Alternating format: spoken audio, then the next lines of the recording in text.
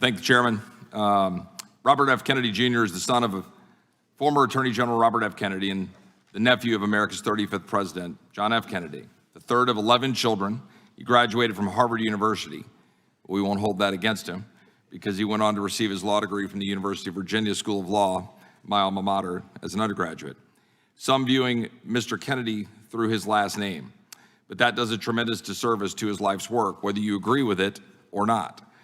Out of law school, Mr. Kennedy built his career as an environmental lawyer, representing New York City environmentalists and environmentalists across the globe in numerous legal battles.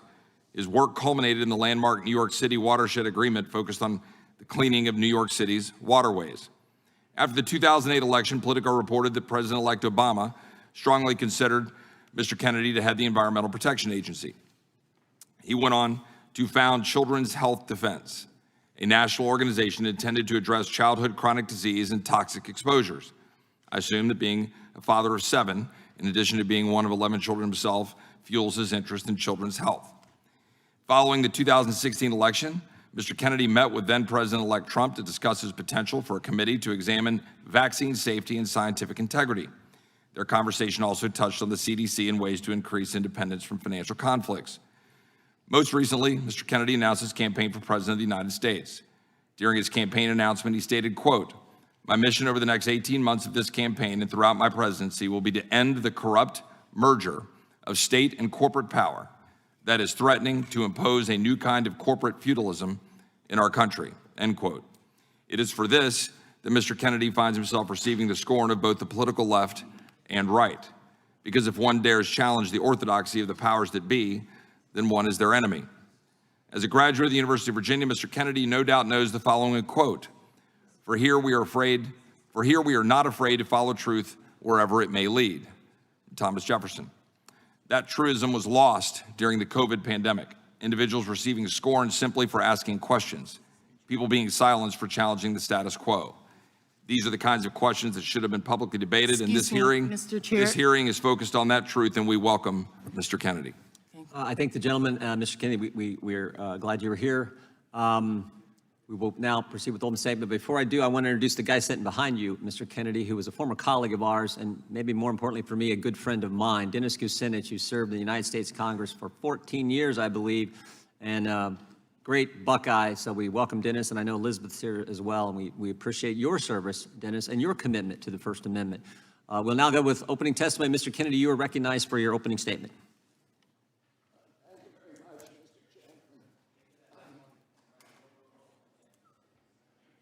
As mine's not. Make sure it's on. Mr. Chairman, are you going to swear in the witnesses? If you'll please stand and raise your right hand. Do you swear or affirm under penalty of perjury that the testimony you're about to give is true and correct to the best of your knowledge, information and belief, so help you God? Let the record reflect that the witness answered in the affirmative. Thank you. You may be seated. Mr. Kennedy, you are now recognized for your opening statement, and then we'll go right down the line.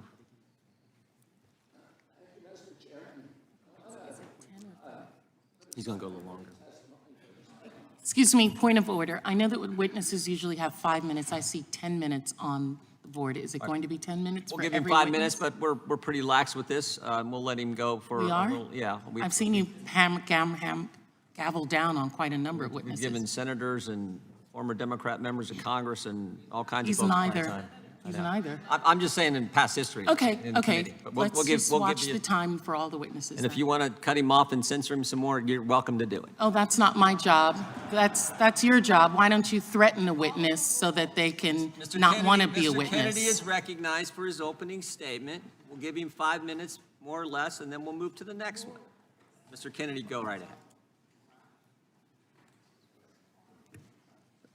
Thank you, Mr. Chairman. Mr. Chairman, maybe we could put 5 minutes on the clock then, not 10. Could we put 5 on the clock and we'll start it running?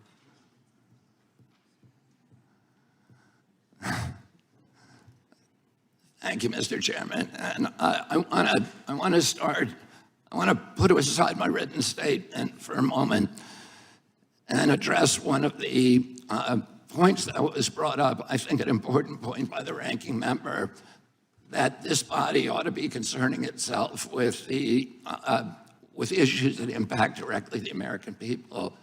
The rising price of groceries, 76% over the past 2 years for basic food stuff, the war in Ukraine, the inflation issues, the border issues, many, many other issues that concern us all as a nation. We can't do that without the First Amendment, without debate.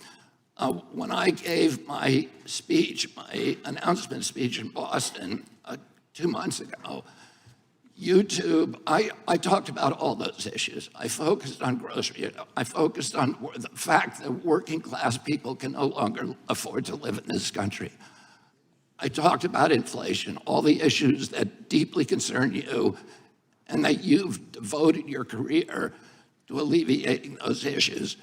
5 minutes into my speech, when I was talking about Paul Revere, YouTube deplatformed me. I didn't talk about vaccines in that speech. I didn't talk about anything that was a verboten subject. I just was talking about my campaign and things, the conversation that we ought to be having with each other as Americans. But I was shut down, and that is why the First Amendment's important. Debate, congenial, respectful debate is the fertilizer, it's the water, it's the sunlight for our democracy. We need to be talking to each other. Now, this is a letter that many of you signed, many of my fellow Democrats. I've spent my life in this party. I've devoted my life to the values of this party. This 102 people signed this. This itself is evidence of the problem that this hearing was convened to address. This is an attempt to censor a censorship hearing. The charges in this, and by the way, censorship is antithetical to our party.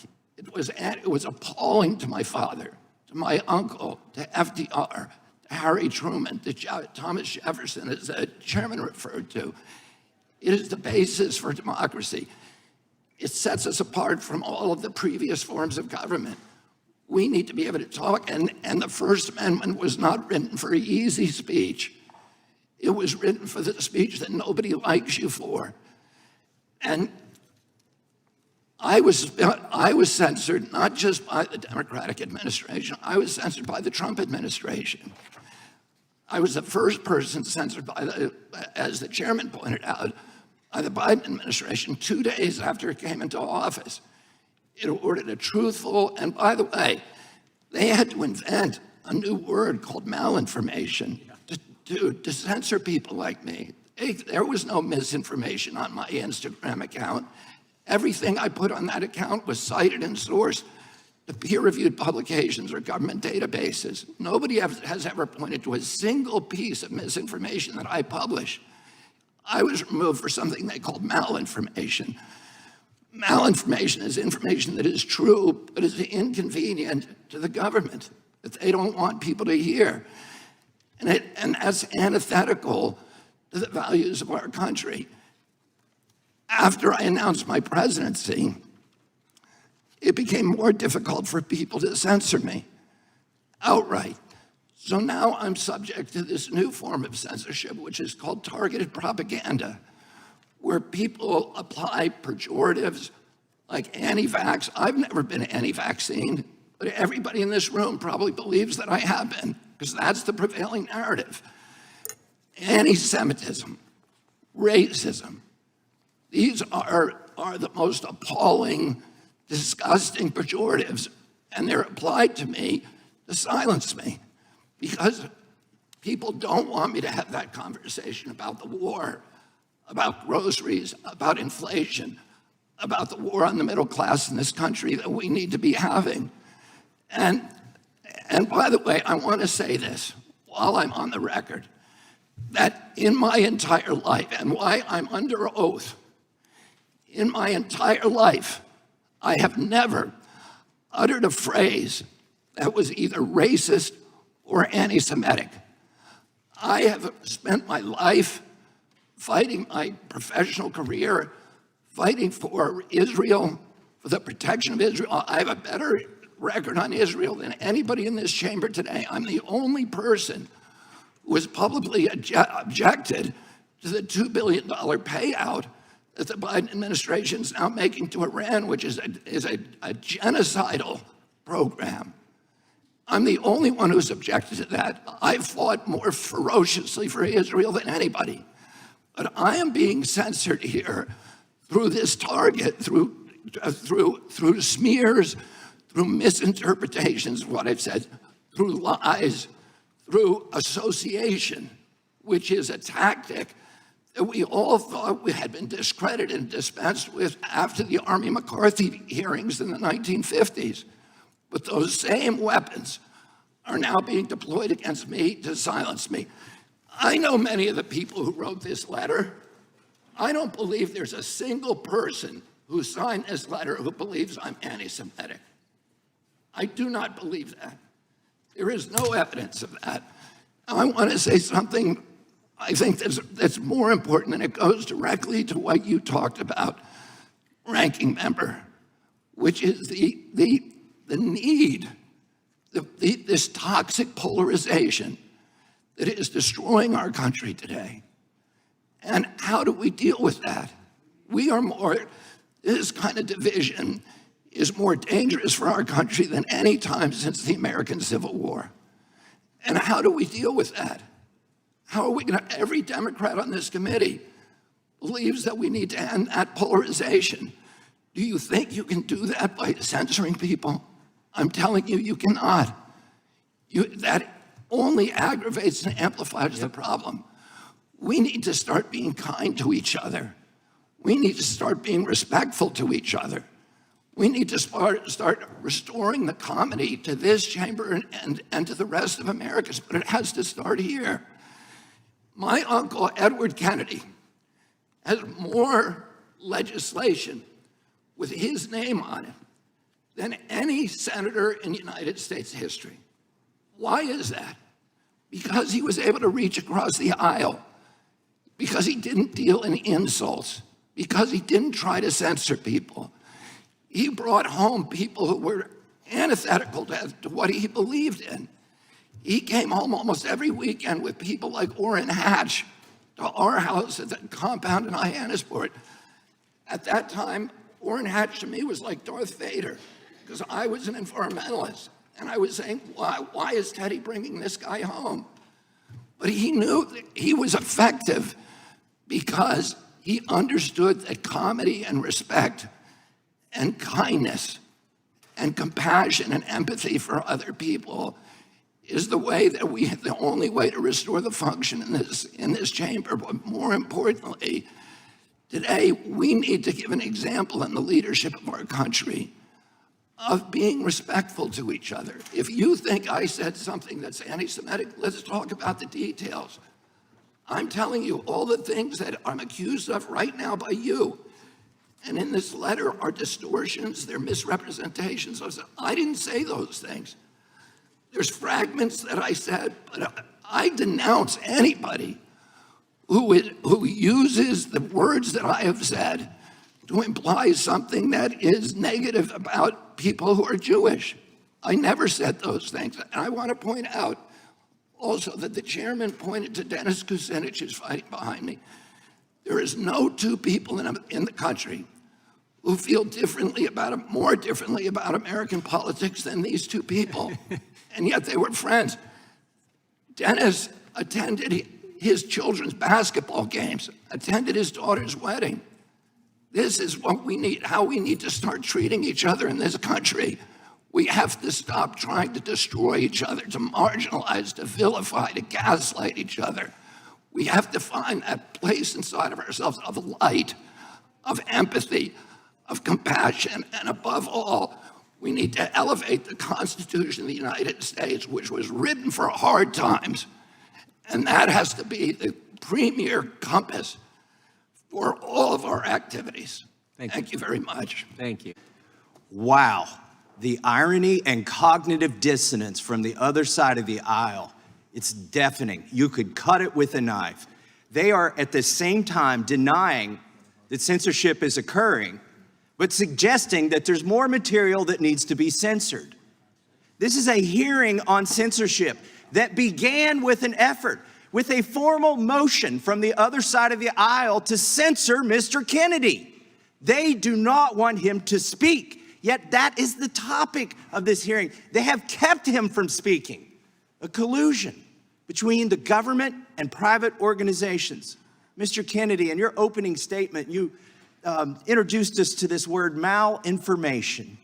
Can you tell us more about this made-up word, what it means, and some of the things that you've said or tried to say that you've been censored for that's been characterized as malinformation? Yes, Congressman Massey, and if by your leave, I'd like to just respond very Please. briefly to some of the, what I would call defamations that have been just applied to me by the ranking member. I'm happy to talk to you about my opinions on these issues, what you have stated and tried to associate me with through guilt by association is simply inaccurate. Virtually everything, every statement that you just made about me is inaccurate. I have never advised Black Americans not to receive vaccines. At one point you say I'm anti-vax, and that's a bad thing. The other moment you point out that all my children are vaxxed.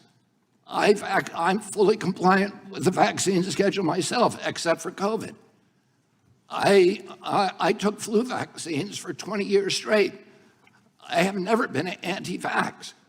I have never told the public avoid vaccination. The only thing I've asked for, and my views are constantly misrepresented, so that the truth of what I believe is not, we're not allowed to have a conversation about that with the American people, which I believe vaccines should be tested with the same rigor as other medicines and medications. You tried to associate me a moment ago with the replacement theory, which is racist. No, I did not say you Time had the belongs to the replacement gentleman theory. from- I I said did my not- colleagues Time do. belongs to the gentleman from I Kentucky. denounced that theory. It is racist, and I have never endorsed it or had any association with it. Our film on a medical, by the way, Medical apartheid? Bill Buxton, who is the Black CDC official who ultimately exposed the Tuskegee experiment, tried for years and years to appeal to CDC to stop it for 40 years. Finally, he got relief by walking into my uncle's office in the building next door. Teddy held hearings and ended the experiment. I remember that very well. And to say that I created a film that encourages Blacks not to get adequate medical care is just completely abhorrent. Don't misuse my words, It's the sir. witness's time. Do not censor the witness. I'm if not the- censoring if the the- witness. Yeah. I'm not if the- censoring the witness. He's still talking. It's I don't it's my have the time, and I've ability to given it to the witness. Do not censor him. I'm not the- censoring him. If the views that you and others have applied to me, I've attributed to me, if they were actually true, I can see why I shouldn't be able to testify here today. Those are not true. These are defamations and malignancies that are used to censor me, to prevent people from listening to the actual things that I'm saying. And I think, ranking member, that we should have a real conversation rather than an exchange of ad hominem attacks. And answer very quickly to your question, the term malinformation was coined to describe information that Facebook and Twitter and the other social media sites understood was true, but that the White House and other federal agencies wanted censored anyway for political reasons because it challenged official orthodoxies. I'll give you one example. I was included in a group called the Disinformation Dozen. And Facebook and others were asked to censor us, which they did. And by the way, my Hank Aaron post, it was taken down. My whole Instagram account with 900,000 people was taken down because of that. Oh, they knew, Facebook knew that the Disinformation Dozen claim, and what they said was the Disinformation Dozen came from this very shady group called the Center for Preventing Digital Hate in England that's funded by dark money that should be looked into. They claim that 65% of the vaccine misinformation on the internet was generated by those 12 people. Facebook itself that is impossible. That is false information. We know that not to be true. And yet, when the White House asked them to censor this disinformation doesn't, including me, they did it anyway when they knew it to be untrue. Mr. Kennedy, first of all, your father served as the Attorney General of the United States. I'm a former Assistant United States Attorney. Do you believe that it is a proper function and role for Congress and for all of us to question whoever happens to be in the seat at the office of the Attorney General or in the FBI or in upper levels of government generally to seek the truth, wherever it may lead? Make sure your mic's on. Your microphone. That is exactly the function that the United States Constitution assigned to the people of, to the members of Congress. And I would say this: I don't want President Trump misusing the FBI, and I don't want President Biden. None of us should want anybody. Amen. And I agree with that completely. Let me characterize my understanding of something and get your perspective on it. Following the 2016 election, Dr. Fauci, Dr. Collins, Peter Marks met with you, to the best of my understanding, regarding vaccine safety, in part as a result of your engagement with President Trump. And at that meeting, you requested evidence of a vaccine undergoing placebo-controlled trial safety tests prior to licensing. After making a show of looking for the document, Dr. Fauci informed you, to the best of my understanding, that the document was back in Bethesda and that he would eventually send the document to you. The document, to the best of my knowledge, was never sent, and that you sued HHS for documents showing and trying to figure out the truth of the matter, and that you found that not one study was done on pre-licensing safety testing for COVID vaccines. After a year, HHS finally sent you a letter stating, we don't have any. This means, to the best of my understanding, that nobody knows the risk profiles for these products or whether they avert more harm than they cause.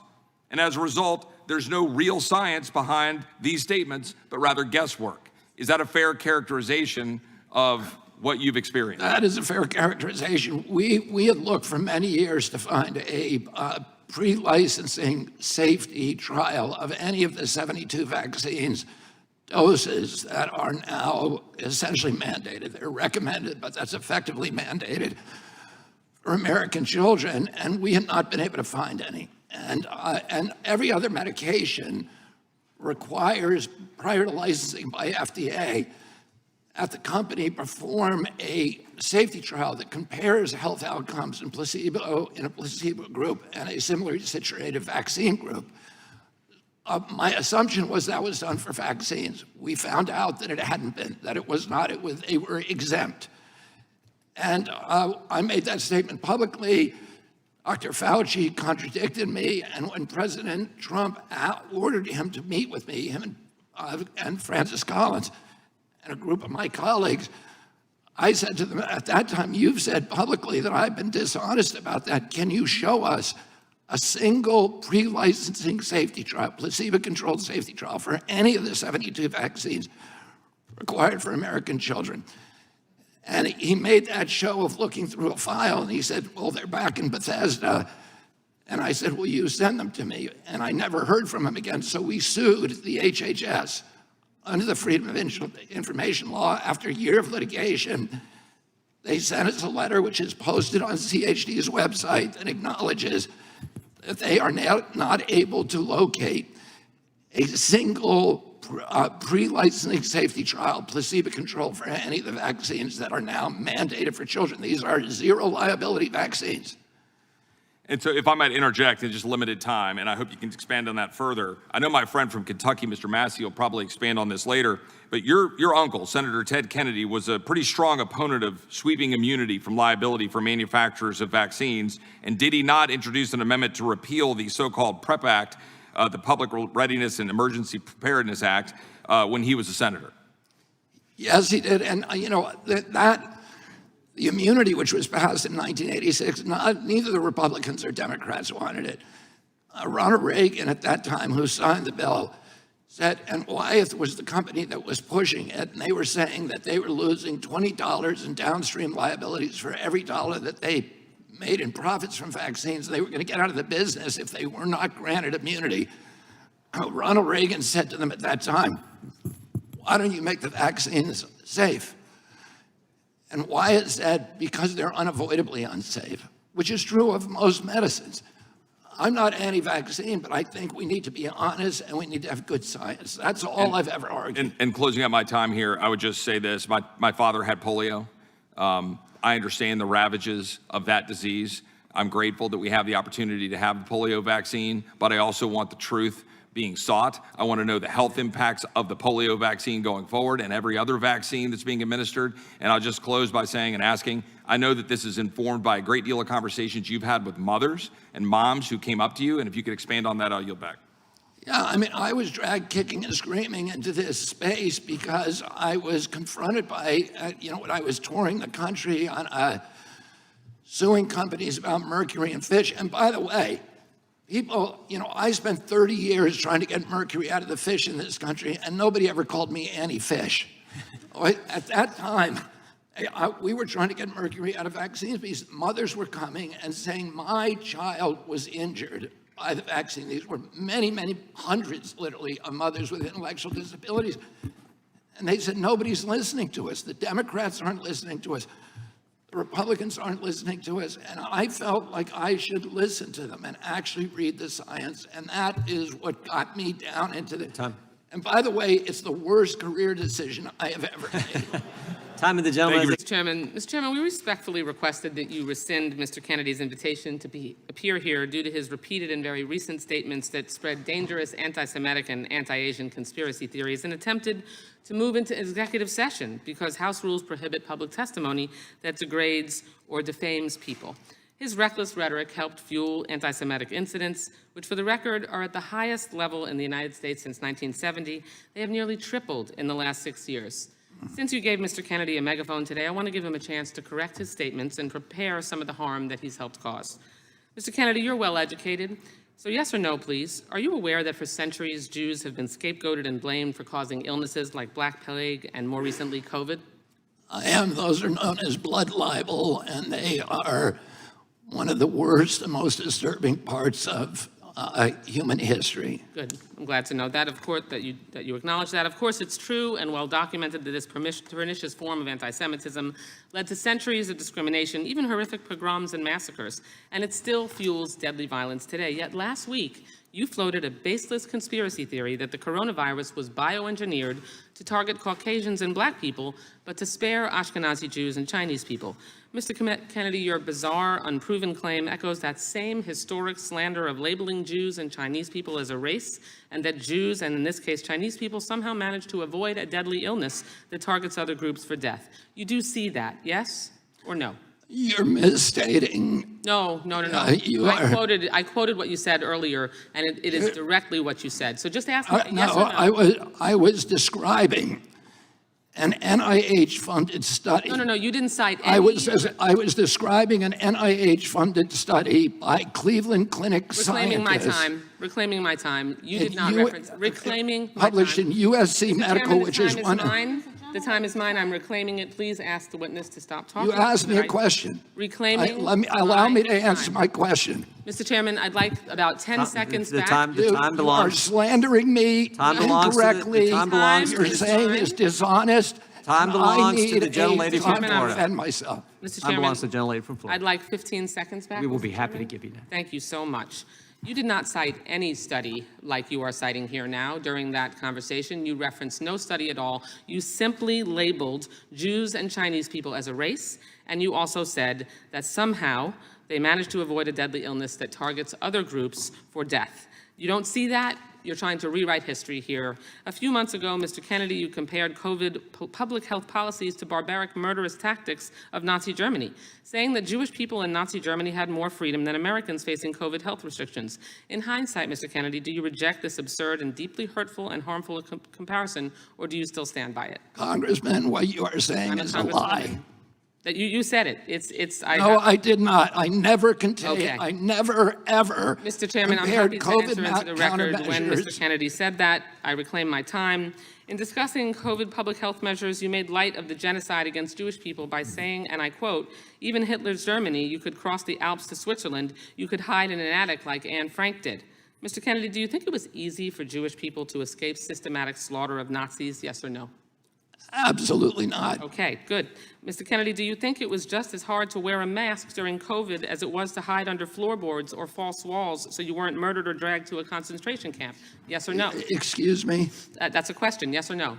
I didn't hear your question. Okay. I said, do you think it was just as hard to wear a mask during COVID as it was to hide under floorboards or false walls so you weren't murdered or dragged to a concentration camp? Of course not. That's Okay. ridiculous. But that's a comparison that you made. I did Mr. not Kennedy, make that comparison. Were the measures taken to contain the spread and fatalities related to COVID in any way at all comparable to the murder of 6 million Jews, yes or no? Absolutely not. Okay. Let's be very clear here. There's no legitimate comparison to the Holocaust. It doesn't matter if you're talking about AI, vaccine mandates, or anything else. There is no comparison. And if this were a slip of the tongue, Mr. Kennedy, or a one-off comment, we would all move on. But there's a deeply disturbing pattern. In 2015, you apologized to all those, quote, whom I offended by my use of the word Holocaust to describe the autism epidemic. When discussing efforts to encourage others to get vaccinated for COVID-19, you said Nazis did that in the camps in World War II. They tested vaccines on gypsies and Jews. That was a quote. Like before, you apologized for invoking the Holocaust, saying, quote, to the extent my remarks caused hurt, I am truly and deeply sorry. These are not real statements of contrition or remorse. They are passive-aggressive non-apologies that blame the listener for reacting to the lie you just spread. I'm deeply saddened that this is a conversation we're having today. I have deep respect for what Mr. Kennedy's family did and still does to make life better for all Americans. But what you are doing now, Mr. Kennedy, and the forces you aligned yourself are reckless, dangerous, and disturbing by echoing dangerous claims such as, quote, Jews don't really suffer as much as we do, which you said. Your rhetoric creates a climate of mistrust, antagonism, and even hatred or violence against Jewish people. My own children have been the targets of brutal anti-Semitism on social media. You fan those flames and jeopardize their safety. You've marginalized other groups too, like Asian Americans and the LGBTQ plus community. And worse, you don't seem to care or brush it all off to misquotes and misunderstanding. Frankly, it's disgusting. Thank you for your indulgence, Mr. Chairman. I yield back the balance. Mr. Chairman, I have unanimous consent The request. gentleman from Kentucky is recognized for UC. I ask unanimous consent to introduce into the record a study that Mr. Kennedy just referenced, new insights into genetic susceptibility of COVID-19.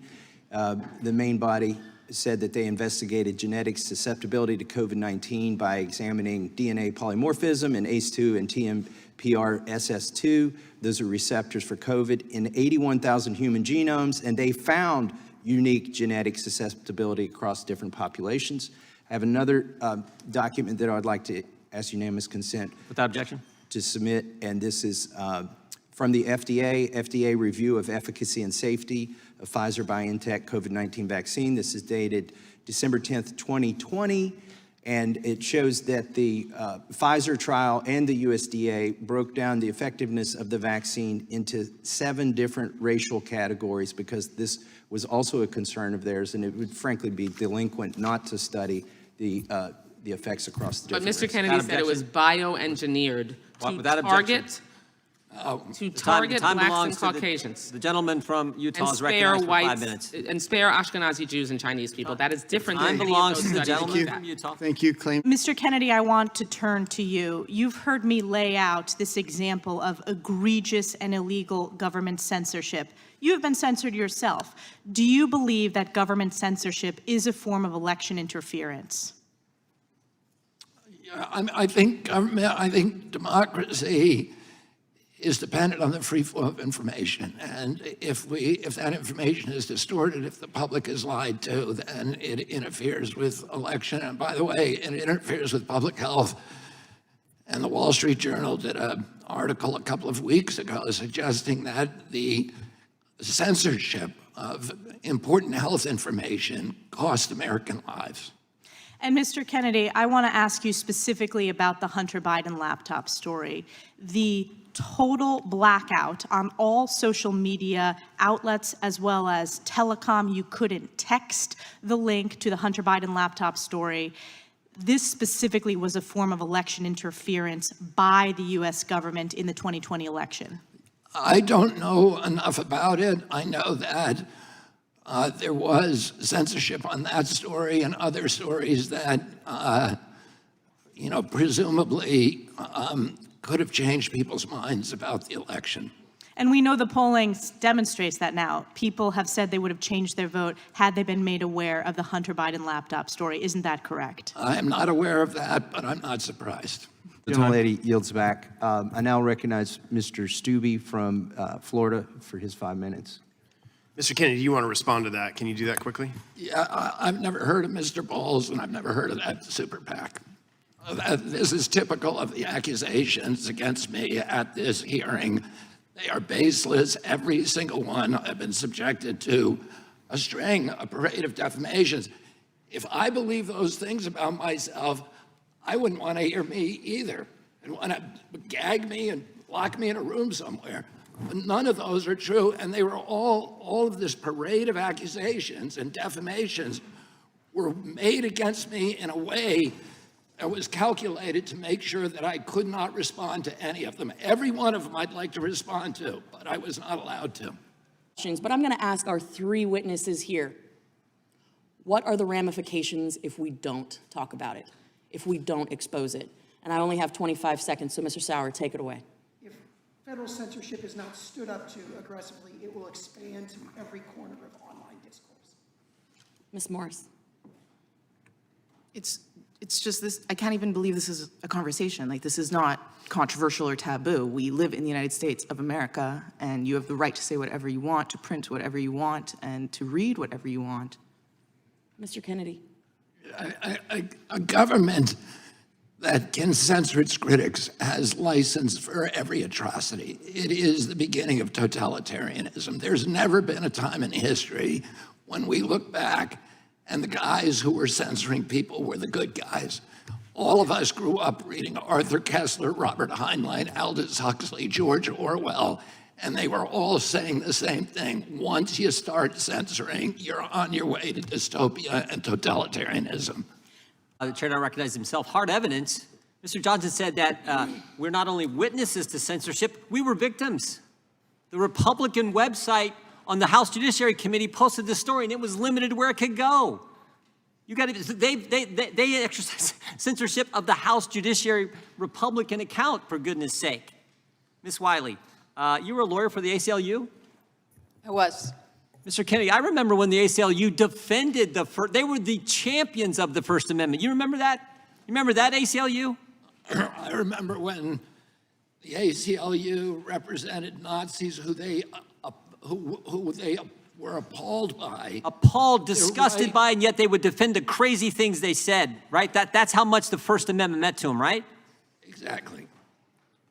I want to go back.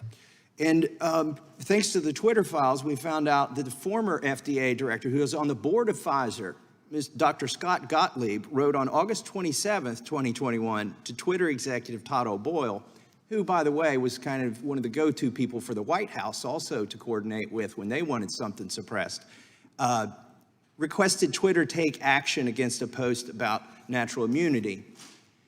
You know what's amazing to me is Scott Gottlieb, who works for Pfizer, who's a former FDA director, went to Twitter the day I got censored on natural immunity, my post, a congressional post.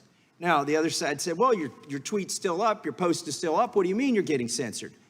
What they did is they labeled it and they denied anybody's ability to actually comment on it, and they deboosted it.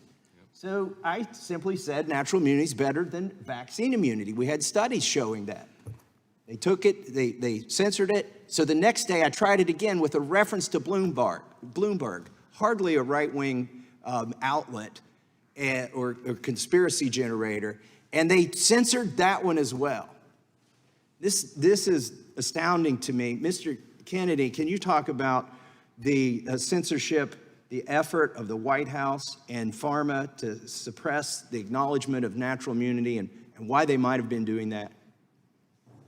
Well, again, there was an effort to suppress information, not, in fact, if you read the Twitter files and the email correspondence between Facebook and the White House, there was an acknowledgement that they were being asked and they were complying with censoring information that everybody knew to be true or highly likely to be true.